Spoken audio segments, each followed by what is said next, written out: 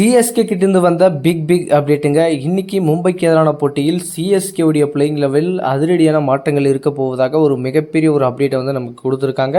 So இந்த ஒரு அப்டேட்டுக்காக தான் நம்ம எல்லாருமே காத்துட்டு இருந்தோம். ஸோ எப்படா அந்த சிஎஸ்கேல அந்த சின்ன சின்ன மிஸ்டேக்கை வந்து கம்ப்ளீட்லி வந்து ஃபுல்ஃபில் பண்ணுவாங்க அப்படின்னு நம்ம எல்லாரும் எதிர்பார்த்தோம். ஸோ அதே மாதிரி ஒரு விஷயத்தை தான் இப்போ எடுத்துகிட்டு வந்திருக்காங்க. ஸோ டாமினேட் பண்ணியிருக்காங்க அப்படின்னு கூட சொல்லலாம். கம்ப்ளீட்லி வந்து பிளேயிங் லெவலில் மாற்றங்களை அதிரடியாக கொண்டு வரப்போதாகவும் சொல்லியிருக்காங்க. ஸோ பவுலிங்கை பொறுத்த வரைக்கும் நல்லா பயங்கரமாக தான் இருக்குது. ஸோ பேட்டிங்கில் தான் ஒரு சில மிஸ்டேக் வந்து பண்ணிகிட்ருக்கோம். அந்த மிடில் ஆர்டரில் இருக்கக்கூடிய பிரச்சனைகள் எப்பவுமே அப்படியே தான் இருக்குங்க. என்றைக்குமே அதை வந்து ஃபுல்ஃபில் பண்ணாமலே இருக்காங்க. ஸோ அந்த இடத்துல வந்து ஒருத்தன் கண்டிப்பாக தரமாக ஆடணும். அவன் யார் அப்படின்றது தான் இன்னும் வரைக்குமே யாருக்குமே தெரியல. ஸோ அவன் எப்படி இருப்பான் அப்படின்றது இன்னும் வரைக்கும் யாருக்குமே தெரியல. சிஎஸ்கே மேனேஜ்மெண்ட் என்ன பண்ணுறாங்க, சிஎஸ்கேவுடைய ஹெட் கோச் என்ன பண்ணுறாங்க, ஸோ என்ன மாதிரியான பிளானோட மும்பைக்கு எதிரான போட்டியில் இன்றைக்கி வந்திருக்காங்க அப்படின்றத நம்ம பார்க்கலாம். ஸோ கண்டிப்பாக இன்றைக்கி நடக்கக்கூடிய இந்த போட்டி ரொம்ப ரொம்ப முக்கியமான போட்டி. ஜெயிச்சு ஆகணுன்ற ஒரு கட்டாயத்தில் நம்ம சிஎஸ்கேனி இருக்காங்க. ஸோ எந்த மாதிரியான பிளேயிங் லெவனோட சிஎஸ்கேனி களமிறங்க போகிறாங்க அப்படின்றது டீட்டெயிலாக பார்த்துடலாம் வாங்க. ஸோ இதில் பார்த்தோம்னா ருத்ராஜ் கெய்க்வாட் வர்சஸ் சஞ்சு சாம்சன் காம்பினேஷன் அற்புதமாக போயிட்டுருக்குங்க. எந்த ஒரு பிரச்சனையுமே இல்லை. ஒரு நல்ல செட்பேக், நல்ல பிளானிங், நல்ல ஒரு ஒர்க் அவுட்டு. ஸோ பட் இருந்தாலுமே ஒருத்தர் அவுட் ஆனால் ஒருத்தர் இருக்கான், ஒருத்தருக்கு தான் இன்னொருத்தர் போயிடுறான், அப்படி தான் இருக்குது. ஸோ ரெண்டு பேரும் நின்று தனியாளாக வந்து பயங்கரமாக எடுத்துகிட்டு போகணுன்றது தான் எல்லாருடைய எதிர்பார்ப்பாக இருக்குது. அந்த ஒரு விஷயத்தை ஏன் வந்து சிஎஸ்கே வீரர்கள் பண்ண மாட்டேன்றாங்க. ஸோ ருத்ராஜ் கெய்க்வாட் இப்போ தான் வந்து கம்பேக் பண்ணியிருக்காரு. போன மேட்ச்சு சரியான கம்பேக்குங்க குஜராத்துக்கு எதிரான போட்டியில். அவருடைய கேம்பியோ, அவருடைய நாக், அவருடைய பொறுமை, ரிலாக்ஸு, ஒரு டீம் வந்து ஸ்ட்ரகிள் இருக்கும்போது எப்படி நம்ம ரெஸ்பான்சிபிலிட்டியான கேம் எடுத்துகிட்டு போகணும் அப்படின்றத முதற்கொண்டு எல்லாத்தையுமே இன்றைக்கி அங்கே ப்ரூவ் பண்ணார். ஸோ அதே ஒரு காம்பினேஷன், அதே ஒரு செட்டப் தான் இன்றைக்கி இந்த மேட்சில் இருக்க போகிறாங்க. சஞ்சு வர்சஸ் ருத்ராஜ் ரெண்டு பேருமே ஃபார்மில் இருக்காங்க. ஸோ ரெண்டு பேருமே அதை யூட்டிலைஸ் பண்ணி ஸ்கோர் பண்ண ஆரம்பித்தாங்கன்னா கண்டிப்பாக எதிரணிகள் வந்து சிதறடிக்க போகிறாங்க. அதில் எந்த மாற்றமும் இல்லை. ஸோ இவங்களுடைய காம்பினேஷன் கண்டினியூஸாக தொடங்க போகுது. அதில் எந்த மாற்றமும் இல்லை. ரெண்டு பேருமே அற்புதமான ஒரு ஃபார்மில் வந்திருக்காங்க, கம்பேக் பண்ணியிருக்காங்க. கண்டிப்பாக இன்னும் பெரிய பெரிய ஸ்கோர்களை இவர்கிட்ட இருந்து நாங்கள் எதிர்பார்க்குறோம். ஸோ என்ன பிளானில் இருக்காங்க, என்ன மாதிரியான இன்டென்ட்டோட இன்றைக்கி களமிறங்க போகிறாங்க. ஸோ கண்டிப்பாக சிஎஸ்கே இன்றைக்கி நடக்கக்கூடிய இந்த ஹோம் கிரவுண்டில் ஒரு சம்பவத்தை செய்ய போகிறாங்க. அதில் எந்த மாற்றமும் இல்லை. ஸோ அடுத்து 1 பொசிஷனில் ஊர்வில் பட்டேல், தங்க மகன், சிஎஸ்கே உடைய ஒரு நம்பிக்கை நாயகன் ஊர்வில் பட்டேல். இப்போ தான் சான்ஸ் கிடைச்சிருக்கு ஒரு 7 போட்டிக்கு பிறகு. பட் வந்து அந்த சான்ஸை வந்து யூட்டிலைஸ் பண்ணுறதுக்கான ஒரு வாய்ப்பில் அவர் இருக்கார்.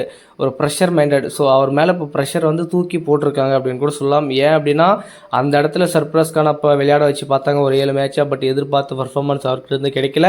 பட் ஸ்ட்ரகிளாக தான் போயிட்டு இருந்துச்சு. இப்போ ஊர்வில் பட்டியல் ஒரே மேட்ச் தான் கொடுத்துருக்காங்க. இன்னொரு மேட்ச் கண்டினியூஸாக வந்து அடுத்து இருக்கக்கூடிய போட்டியில் அவருக்கு சான்ஸ் கொடுத்தா கண்டிப்பாக பெரிய இம்பாக்ட் ஏற்படுத்துவார். ஒரே மேட்ச்சில் யாரையுமே நம்ம வந்து இது பண்ண முடியாது, புஷ் பண்ண முடியாது. கண்டிப்பாக இந்த போட்டி அவருக்கு சான்ஸ் கிடைச்சா கண்டிப்பாக ஒரு பெரிய ஸ்கோர் அடிக்க போகிறாரு. அதில் எந்த மாற்றமும் இல்லை.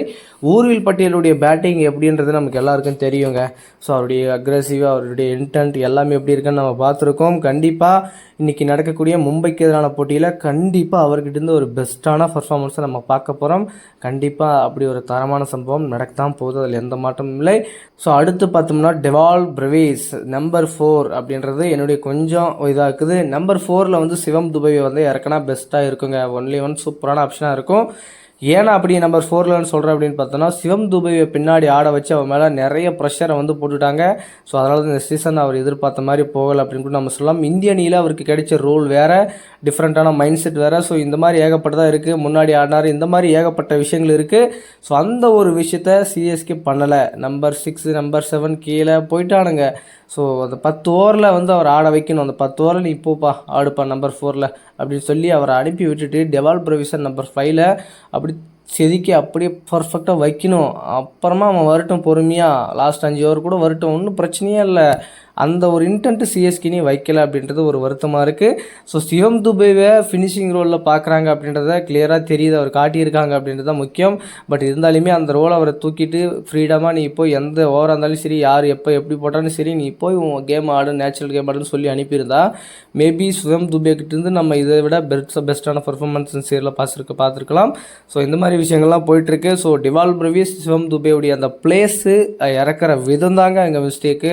அந்த ஒரு இதத்தை கொஞ்சம் மாற்றி இது பண்ணால் கண்டிப்பாக ஒரு சக்ஸஸ் கிடைக்கிறதுக்கான வாய்ப்புகள் அதிகமாக இருக்குது. ஸோ முடிஞ்ச அளவுக்கு சிவம் துபே முன்னாடி ஆட வைங்க, டெவால் பிரவேஸை நம்பர் 5ல் ஆட வைங்க. அதுதான் பெஸ்ட்டாக இருக்கும். இந்த இடத்துல சர்ப்ரைஸ்க்கான வந்து இருக்கார். பட் என்னுடைய சாய்ஸ்ன்னு வந்து அந்த இடத்துல ராமகிருஷ்ணா கோஷை வந்து எடுத்துகிட்டு வந்தால் பெஸ்ட்டான ஆப்ஷனாக இருக்கும்ன்றது என்னுடைய கருத்தாக இருக்குது. ஏன்னா ஃபினிஷிங் ரோலில் ஆடுறதுக்கான குவாலிட்டி அவர்கிட்ட இருக்குது. கடைசி 3 ஓவரில் வந்து ஒரு 40 ரன் அடிப்பா அப்படின்னு சொன்னால் கூட அடிக்கிற எபிலிட்டி அவர்கிட்ட இருக்குது, ஹிட்டிங் எபிலிட்டி இருக்குது, நல்ல ஆல்ரவுண்டர் வேறு, நல்லா பவுலிங் 140+ ஸ்பீடில் போட்டுருக்காரு. ஸோ அப்படி இருக்கும்போது என்னை பொறுத்த வரைக்கும் அவர் ஒரு பெஸ்ட்டான சாய்ஸாக இருப்பார் அந்த பிளேஸ்க்கு அப்படின்றது என்னுடைய கருத்தாக இருக்குது. ஸோ அடுத்து பார்த்தீங்கன்னா ஜிம்மி ஓவர்டன், சிஎஸ்கேவுடைய இந்த சீசனில் ஒரு நம்பிக்கை நாயகன், ஒரு நல்ல ஆல்ரவுண்டர் வேறு, பேட்டிங்லேயும் சப்போர்ட் பண்ணுறாரு, பவுலிங்லேயும் சப்போர்ட் பண்ணுறாரு, ரெண்டுத்தையுமே சப்போர்ட் பண்ணி கொடுக்க மனுஷன். ஆனால் ஃபீல்டிங் பண்ண மாட்டேன்றாங்க சரியா. பட் இருந்தாலுமே ஓகே, ஒன்றும் பிரச்சனை இல்லை. இன்னும் அடுத்து இருக்கக்கூடிய 6 போட்டியில் இந்த எஃபெக்ட் அப்படியே காட்டு, கண்டிப்பாக உனக்கான ஒரு நல்ல பெஸ்ட்டான சாய்ஸாக கிடைக்கும். இதனால தான் சிஎஸ்கேனி இவரை நம்பிக்கையோட இந்த சீசனில் வந்து மெகா ஆக்ஷன் முடிஞ்சு அதுக்கப்புறம் மினி ஆக்ஷனுக்கு வந்து ரிட்டர்ன் பண்ணி வச்சதுக்கான ஒரு முக்கியமான காரணமே இந்த ஒரு பர்பஸ் தான். போன சீசன் ரொம்ப எக்ஸ்பென்சிவாக இருந்தார், பட் இந்த சீசன் அவருக்கு ஒரு முக்கியமான சீசனாக அமைஞ்சிருக்கு அப்படின்னு கூட சொல்லலாம். கண்டிப்பாக இன்னொருக்கிட்ட அந்த பெஸ்ட்டான பர்ஃபார்மன்ஸை எதிர்பார்த்து காத்துட்ருக்கோம். அடுத்து தல தோனி அவர்கள் உள்ளே வர போகிறதா ஒரு அப்டேட் கிடைச்சிருக்குங்க. ஸோ ரெடி ஆகிட்டார் அப்படின்னு சொல்லிட்டு பேட்டிங் பயிற்சியாளர் நம்ம மைக்கேல் ஹசி அவர்கள் வந்து ஒரு அப்டேட் கொடுத்துருக்காரு. தல தோனி அவர்கள் கூடிய விரைவில் அணிக்கு திரும்ப போகிறாரு. இன்றைக்கி நடக்கக்கூடிய இந்த போட்டியில் மேபி களமிறக்கிறதுக்கான சான்சஸ் ரொம்ப அதிகமாக இருக்குன்ற மாதிரி ஒரு ஸ்டேட்மெண்ட்டை கொடுத்துருக்காரு. மேபி தல தோனி அவர்கள் வந்தால் எப்போ அந்த ஹோம் கிரவுண்டில் தல தோனி தரிசனத்தை பார்க்க முடியும்னு சொல்லிட்டு ரசிகர்கள் அவளோட காத்துட்ருக்காங்க. ஸோ என்ன மாதிரியான பிளானோட வர போகிறாங்க, தல தோனி அவர்கள் எப்போ வர போகிறார் அப்படின்றத நம்ம பொறுத்திருந்து பார்க்கலாம். ஸோ அடுத்து பார்த்தீங்கன்னா அனுசுல் காம்போஜ் இந்த சீசனில் ரொம்ப ஒரு அற்புதமான பவுலிங் கொடுத்துருக்காரு சிஎஸ்கேனிக்கு. ஸ்டார்டிங்கில் இருந்த ஸ்ட்ரகிளை விட இப்போ அவருடைய பவுலிங் பர்ஃபார்மன்ஸ் செம்மையாக இருக்குது. செம்ம எக்கானமி, செம்ம குவாலிட்டி, செம்ம வேரியேஷன், செம்ம யாருக்காருங்க செம்மையாக கம்பேக் பண்ணி வந்திருக்காரு. நான் இருக்கேன், மேட்ச்சில் தான் இருக்கேன்றதை ஒவ்வொரு மேட்சுமே ப்ரூவ் பண்ணிட்டு வந்துட்டுருக்காரு. ஸோ அடுத்து பார்த்தீங்கன்னா குர்ஜப்ரீத் சிங் அவரும் செம்மையாக போட்டுட்ருக்காரு. ஒரு நல்ல காம்பினேஷன், நல்ல கேம்பேக், நல்ல வேறு லெவலில் இருக்குது. இந்த மாதிரி தான் போட்டுட்ருக்கணும், கண்டிப்பாக சூப்பராக இருக்குது. அடுத்து பார்த்தீங்கன்னா நம்ம நூர் அகமது, சிஎஸ்கே அணியின் நம்பிக்கை பவுலர். போன சீசனில் வந்து 24 விக்கெட் எடுத்தார். பட் இந்த சீசன் வந்து அவர்கிட்ட எதிர்பார்த்த விக்கெட் இன்னும் கிடைக்கல, பர்ஃபார்மன்ஸுமே கிடைக்கல அப்படின்னு தான் சொல்லலாம். மேபி ஒரு பெஸ்ட்டாக போட்டிருந்தா சிஎஸ்கே அணிக்கு ஒரு நல்ல சாய்ஸாக, நல்ல ஆப்ஷனாக, நல்ல குவாலிட்டியாக, நல்ல ஒரு வெற்றியாக இருந்திருக்கும். பட் அவர்கிட்ட இருந்து நம்ம இன்னும் எதிர்பார்க்குற பர்ஃபார்மன்ஸ் வராததே சிஎஸ்கேனிக்கு ஒரு பின்னடைவாக இருக்குது. ஸோ இந்த ஒரு விஷயம் தாங்க சிஎஸ்கே கிட்ட மைனஸாக இருக்குது. அந்த பவுலிங் யூனிட்டில் மைனஸ் இருந்துச்சு, அதை ஸ்ட்ரென்த் பண்ணிட்டாங்க. இப்போ பேட்டிங்கில் மைனஸாக இருக்குது, அதை எப்போ ஸ்ட்ரென்த் பண்ணி அடுத்த 6 போட்டியுமே அடித்து நொறுக்கு தேவா. 6 போட்டியுமே ஜெய்ய ஏன் நம்மளால் முடியாதா? 6க்கு 6 ஜெயிச்சோம் அப்படின்னா டாப் ஆஃப் தி டேபிளில் மேலே நாம் தான் இருப்போம், அதில் எந்த மாற்றமும் இல்லை. ஸோ அதுக்காக எல்லோரும் அவளோட காத்துட்ருக்கோம். சிஎஸ்கேவுடைய அப்ரோச் எப்படி இருக்க போகுது, அடுத்த 6 போட்டிகளில் சிஎஸ்கேவுடைய வெற்றிகள் எந்த அளவுக்கு போக போகுதுன்றது நம்ம பார்க்கணும். அடுத்து இருக்கக்கூடிய 6 போட்டிகளில் கம்பல்சரி 5 போட்டி சிஎஸ்கே ஜெயிச்சாகணுன்ற ஒரு கட்டாயத்தில் இருக்காங்க பிளே ஆஃப்ஸ்க்கு போகணும்னா. ஸோ என்ன மாதிரியான பிளானோட வர போகிறாங்க அப்படின்றத நம்ம பொறுத்து இருந்து பார்க்கலாம். ஸோ அடுத்து பார்த்தீங்கன்னா இம்பாக்ட் பிளேயராக யாரை யூஸ் பண்ண போகிறாங்க அப்படின்றது ஒரு கேள்வியாக இருக்குது. ஏன்னா முகேஷ் சௌத்ரி ஒரு பக்கம் செம்ம ஸ்பெல்லு போட்டுட்ருக்காருங்க, அவரால் வெளியே உட்கார வைக்கவே முடியாது. அவரால் ஒன்லி ஒன் ஆப்ஷனாக இருக்க போகிறாரு. அப்படி முகேஷ் சௌத்ரி உள்ளே வந்தார் அப்படின்னா குர்ஜப்ரீத் சிங்குக்கு ஓய்வு அளிக்கப்படும். ஏன்னா அகில் விசன் ஒருத்தன் வெளியே இருக்கான்ல, அவனை உள்ளே எடுத்துகிட்டு வரணும்ல, கண்டிப்பாக அந்த ஒரு சேஞ்சஸ் இருக்கணும். ஸோ அப்படி இருக்கும்போது குர்ஜப்ரீத் சிங்க்கு ரீப்ளேஸ்மெண்ட்டாக முகேஷ் சௌத்ரி உள்ளே எடுத்துகிட்டு வந்து அகில் விசனை வந்து இம்பாக்ட் பேரை யூஸ் பண்ணால் ஒரு பெஸ்ட்டான சாய்ஸாக இருக்கும். அப்படி தல தோனி அவர்கள் வரலனா அவருடைய பிளேஸில் யாரை யூஸ் பண்ண போகிறாங்க அப்படின்றது நம்ம பார்க்கணும். இந்த மாதிரி ஏகப்பட்ட மாற்றங்கள் இருக்குது. ஸோ பவுலிங் லைனப்பை பொறுத்த வரைக்கும், ஏன்னா இன்னொருத்த எக்ஸ்ட்ரா கூட இருக்காங்க அப்படின்றதுனால ஸோ சேஞ்சஸ்ன்றது டிஃப்ரெண்ட்டாக இருக்கணுன்ற அவசியம் இல்லை. ஒரு நல்ல பிளானோட வந்தவோ போதும். சிஎஸ்கேவோட இந்த பிளேயிங் லெவன் குறித்து உங்களுக்கு கருத்துக்கள்ன்றதை மறக்காமல் கமெண்ட் பண்ணுங்கள்.